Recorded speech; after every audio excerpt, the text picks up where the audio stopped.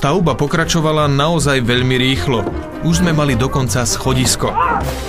Vymyslel som si zakrivené schody. Výrobca vyrobil podľa výkresu atypické stupne a tie sme potom v priebehu niekoľkých hodín osadili na stavbe.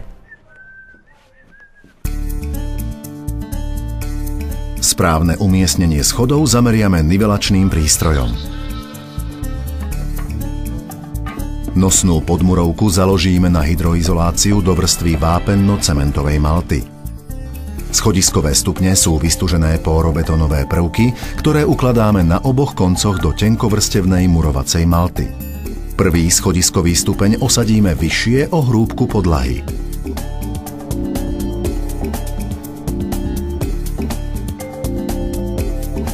Montáž schodov hravo zvládnu dvaja ľudia. Kontrola vodorovného osadenia stupňov v oboch smeroch je nevyhnutná. Pod schodiskom získame využiteľný priestor.